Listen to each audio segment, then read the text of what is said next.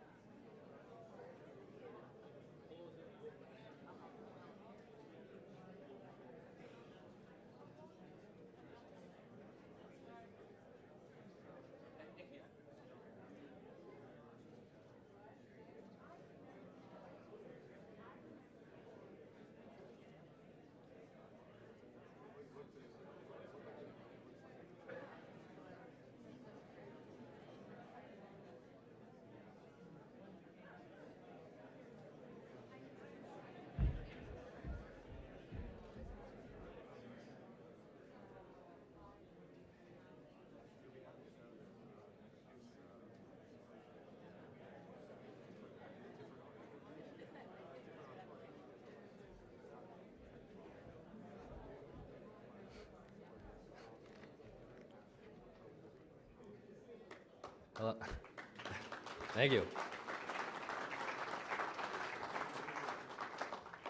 Good evening.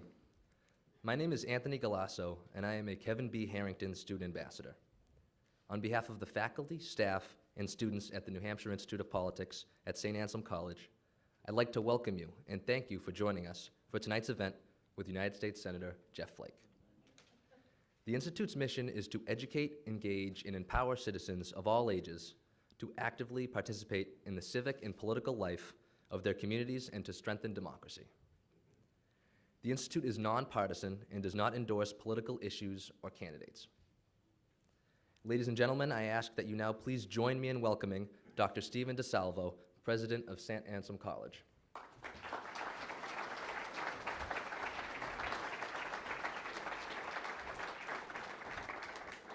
Thank you, Anthony. Good evening. Welcome to the New Hampshire Institute of Politics at St. Anselm College. It's great to have everybody back here again. As many of you know, New Hampshire has a long tradition of political and civic engagement, and we are always very happy to take part in this process. It is my pleasure tonight to welcome United States Senator Jeff Flake from Arizona. Senator Flake was first elected to the Senate in 2013 and previously served 6 terms in the House of Representatives. As a member of the United States Senate, Senator Flake sits on the Energy and Natural Resources Committee, the Foreign Relations Committee, and, as you know, the Judiciary Committee. Recently, he authored conscience of a conservative, a rejection of destructive politics, and a return to principle, which has been described by the New York Times and others as a thoughtful defense of traditional conservatism. Prior to entering politics, the senator served as executive director of the Goldwater Institute, where he worked to promote a conservative philosophy of less government, more freedom, and individual responsibility. Senator Flake is a dual graduate of Brigham Young University, where he earned his bachelor's and master's degrees. He and his wife, Cheryl, who's here with us tonight, currently live in Mesa, Arizona, and have 5 children. We are very glad the senator could be here tonight, given how busy his last few days, few hours, and few minutes have been. Ladies and gentlemen, please join me in welcoming United States Senator Jeff Flake.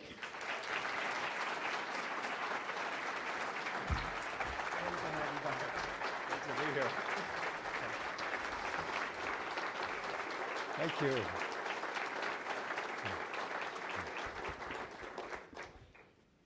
Thank you. Thank you all. Dr. DeSalvo, Executive Director Levesque, thanks for having me here at the Institute of Politics. And thanks to all of you, really, for being here. It's great to be in New Hampshire again with my wife, Cheryl. I've always heard that St. Anselm's is a safe place, populated by calm, reasonable people. I'm counting on this today. You have no idea.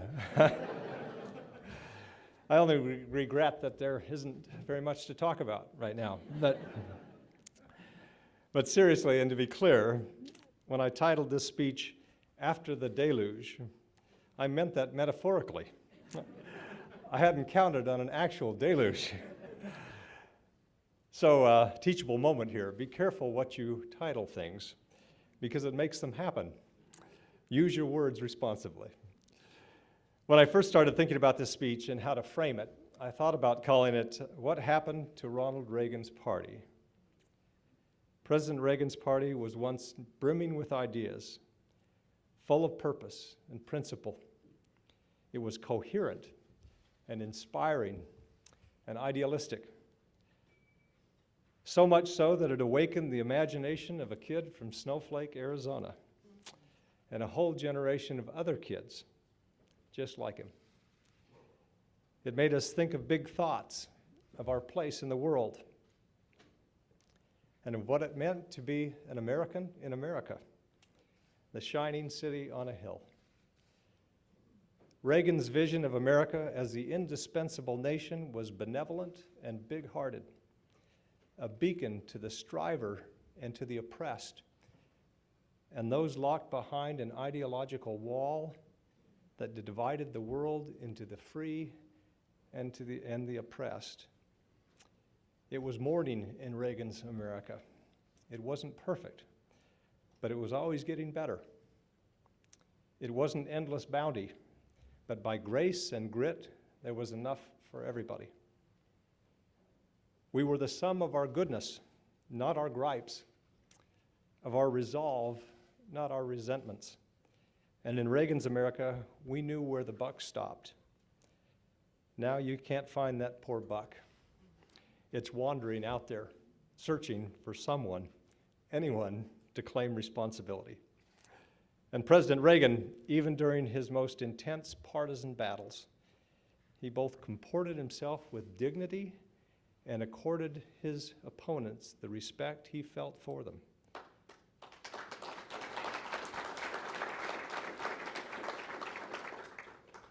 The dignity that he felt that they deserved. You know, just like we see in Washington today.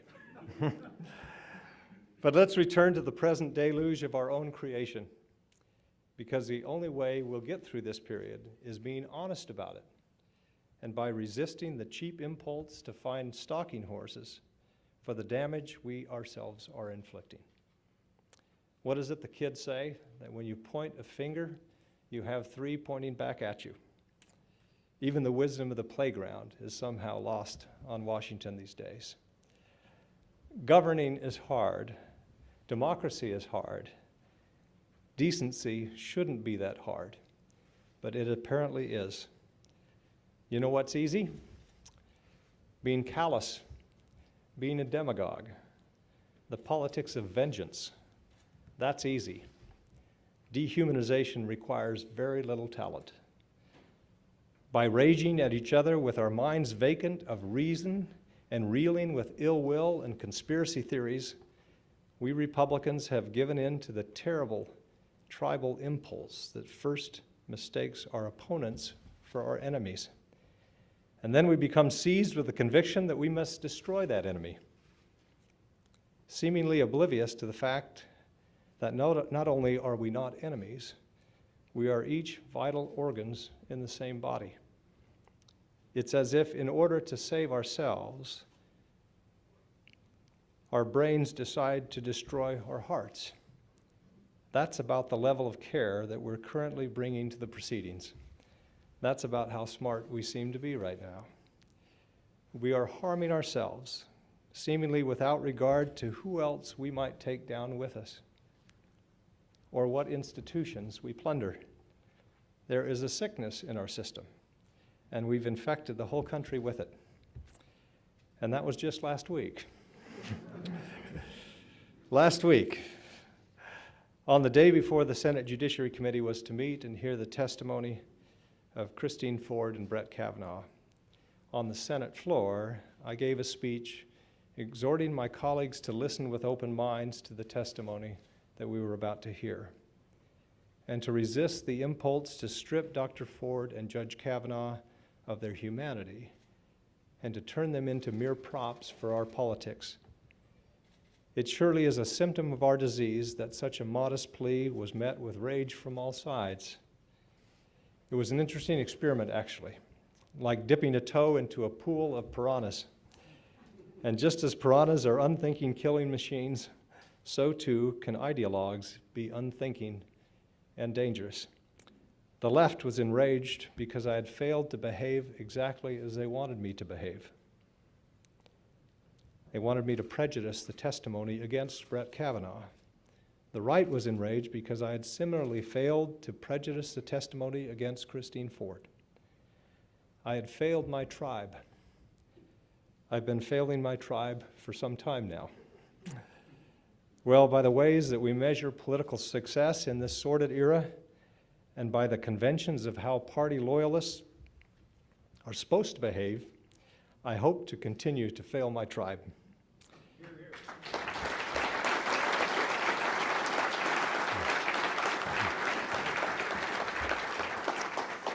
I would encourage us all across the political spectrum to take the same risk. Step out of your tribe.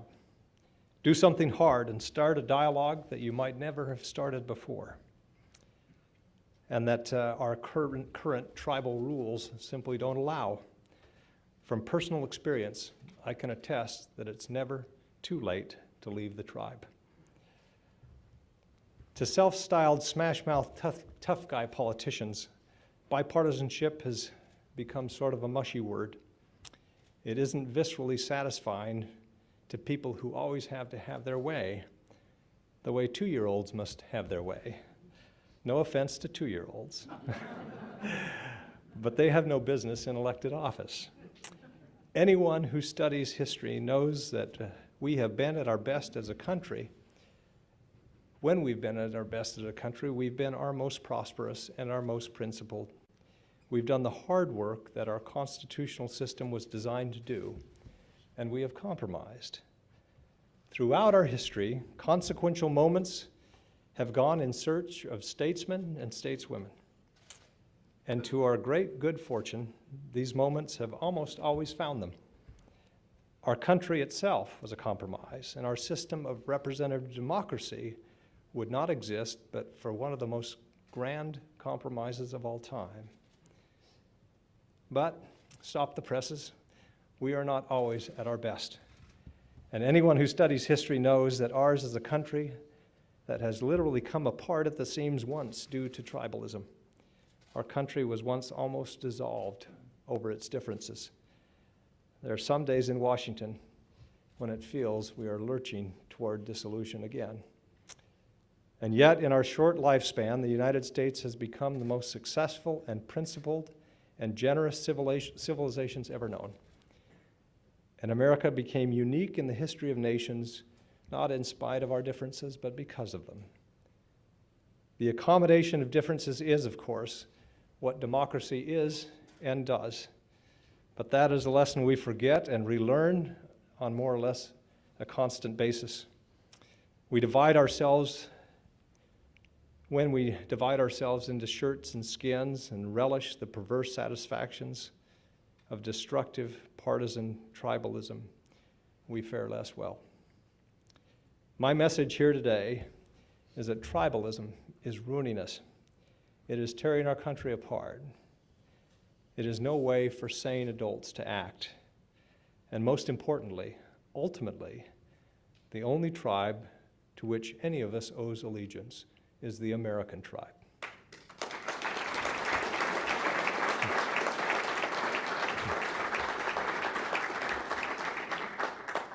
The only way we will chart a course out of our present disaster is by resolutely failing the tribes that we have fallen into, the tribes that have separated us as Americans and turned us against each other, by rejecting the binary model of democracy and doing things differently than we have done them in the past, by partnering with our opponents, appreciating the goodness in them, by choosing a different path than the path of bitter partisan advantage and the dopamine rush of scoring cheap political points.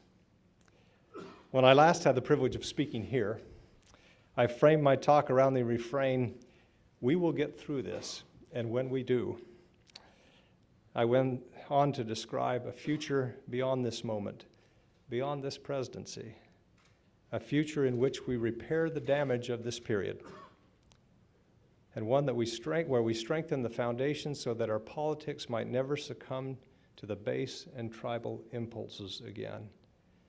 But before we get there, we must navigate our way out of here. And in order to see the future, we must understand the past and see how it led us here. Our current crisis has many fathers, but my generation has done its fair share to refine this brand of poisonous politics. In my time in Congress, I've seen this deterioration up close. In January of 2011, just a few days after Democratic Congresswoman Gabby Giffords was shot and gravely wounded as she greeted constituents outside of a Tucson supermarket, we in the Arizona congressional delegation left an empty seat for her in that year's State of the Union address. That year, the delegation made it a point to sit together in solidarity rather than divide along party lines, as the rest of the chamber typically does during that speech. 1 year later, when Gabby, who was working very hard at rehabilitation, returned to Congress, I sat next to her during the State of the Union address. During President Obama's applause lines, Gabby wanted to stand up, but was unable to do so on her own, so I helped her up. That left me standing, the lone Republican, in a sea of cheering Democrats. During and after the president's address,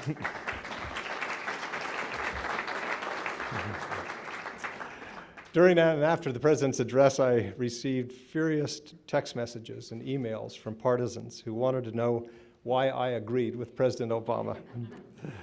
While I like and respect President Obama very much, I disagreed with a lot of that speech. But Gabby Gifford was my friend, and it was my honor to help her that night. It was a gesture of affection for a cherished and brave colleague. I hadn't given it much more thought. It certainly didn't occur to me that I should worry about what other Republicans might think, because life is too short to worry about things like that. In that moment, we weren't members of political parties. We were friends, fellow Arizonans, fellow Americans, fellow human beings. And yet, all that some people could see was that I was somehow consorting with the enemy. Much the same happened in the late summer of 2016. On that day, when my Democratic colleague from Virginia, Tim Kaine, was selected and added to the Democratic ticket as a vice presidential nominee. Tim and I entered the Senate together. We obviously disagree on many things, but I know him to be an exceptionally smart, hardworking, and patriotic senator. By way of congratulating Tim on being named to the Democratic ticket, I tweeted a playful jab, now trying to count the ways I hate Tim Kaine, drawing a blank. Congrats to a good man and a good friend. Once again, there was remarkable, unhinged fury from the ideologues. At a political gathering not long afterwards, I received a scolding from a die-hard Republican who felt that I was, again, aiding and abetting the enemy. If you can't say anything bad, he said, don't, and he caught himself. Before fully reversing the advice I'm sure that his mother always gave him. Such is the conditioned response of a shattered politics. Now, 6 years after Congresswoman Gabby Giffords was shot, I found myself in an eerily familiar setting, a hospital waiting room, listening as doctors described the critical condition of another colleague, Congressman Steve Scalise, who was fighting for his life after receiving a large caliber gunshot wound to the hip. 4 other victims were being treated for gunshot wounds on other floors and at different hospitals. It was early in the morning of June 2017. This one hit even closer to home. We'd all been practicing for one of the rare moments of civility in Washington, the congressional baseball game, when a crazed gunman opened fire. Arriving back at the Capitol that morning in a daze, I navigated my way across the marble floors of the Russell Building to the Senate gym in my steel baseball cleats, because my gear was still in the dugout, which by then was a crime scene. As I changed out of my uniform, the red stains on my pant leg and my blood-soaked batting glove, which was used to apply pressure to injuries, reminded me of how fortunate I was. To discover later that the motive had been political was shocking. The gunman looked out on the ball field and saw something other than a couple dozen middle-aged men playing baseball. He saw the enemy. It seems elementary to have to form this thought, much less speak these words, but here we are. I'm a proud conservative and lifelong Republican. That does not make Democrats my enemies. America has too many real enemies to indulge such nonsense. We ill-serve our constituents when our tribal impulses take over and we cease to have a human response to each other. When we have governed best, we have sought comity and consensus. We fight and argue vigorously for our positions and our principles, but with the understanding that politics that endure are always with the imprint from both sides. That is when America is at her best. If it sounds like I'm calling for a new politics, it's because I am. We simply cannot go on this way. There's a fellow down in Texas, a very funny guy, very liberal, back from a generation when Texas hadn't banned Democrats. His name is Jim Hightower. Hightower had a stock saying that went, "The only thing in the middle of the road is yellow stripes and dead armadillos." Like I said, he's a funny guy. But with all due respect to Mr. Hightower and those poor armadillos, I want to make it clear that what I'm talking about here is not the abandonment of conviction in deference to some kind of soft middle-of-the-roadism. I'm not talking about surrendering beliefs or putting a finger to the wind to find out what your deeply held convictions are today or what they might be tomorrow. I'm a conservative Republican, and that's borne out by any objective measure or grading system that exists. And my friend Chris Coons, the senator from Delaware, is a liberal Democrat. Incidentally, when I say that Senator Kroons is my friend, I don't mean it in that syrupy way that people call each other my dear friend in Washington while gouging each other's eyes out. Chris is my dear friend. I'm grateful to know him. We're friends because we have worked together, and we've worked together because the constitutional framework that created our government ingeniously makes governing hard and compromise inevitable if we're doing it right. It makes me have to consider what's best for the people of Delaware, just as it makes Chris responsive to what's best for the people of Arizona.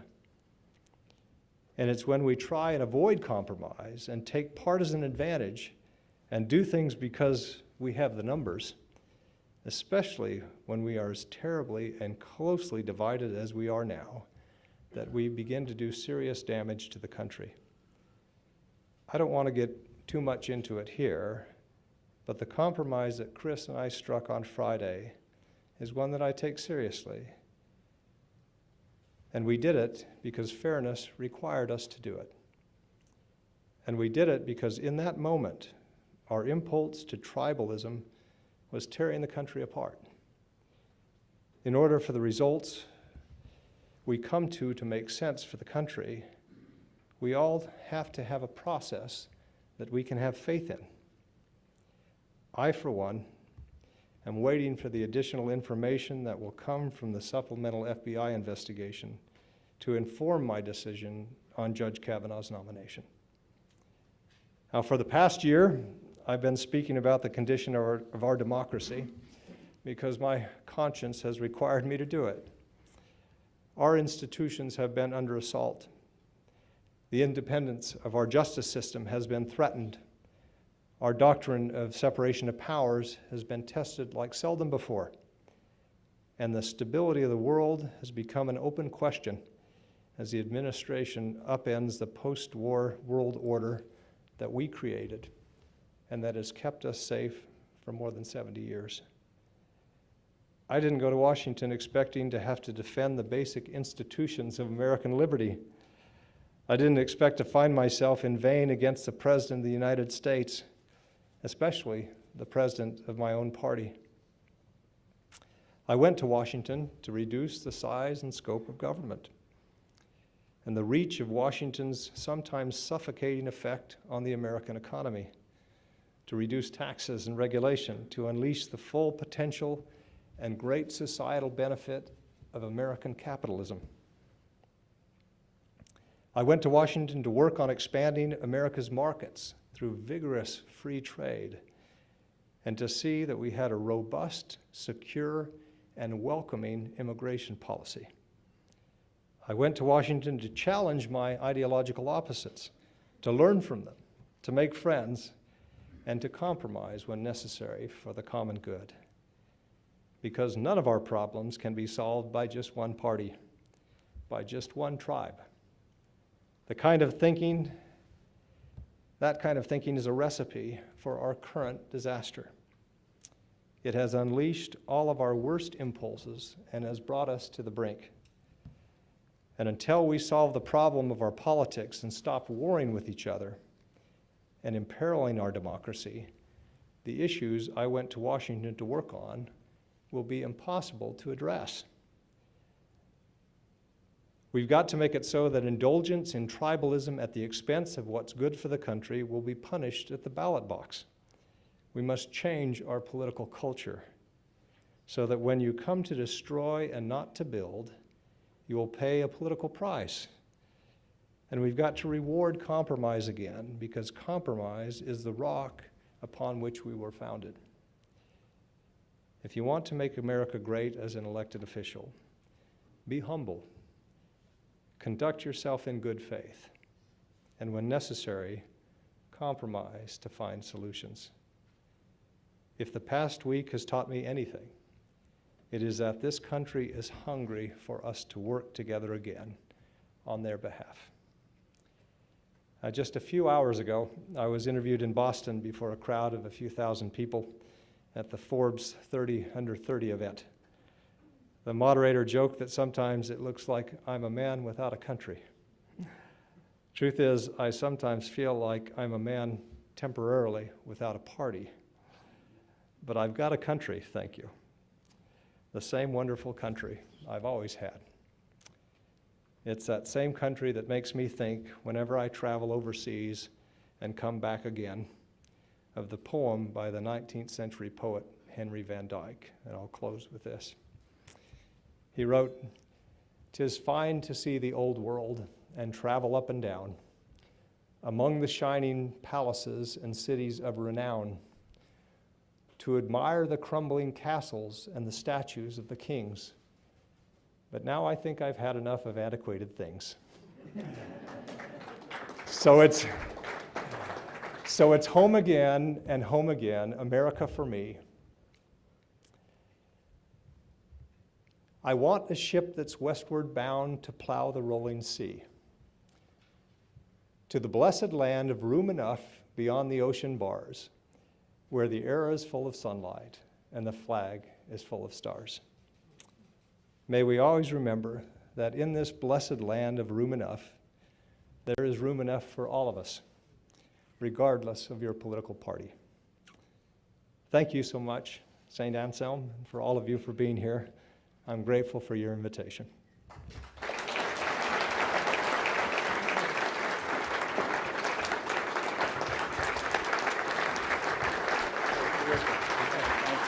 You hit it out of the Anthony's going to give you You gonna step on that?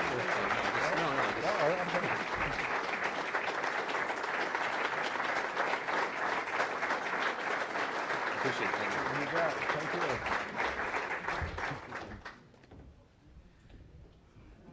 Thank you all for coming.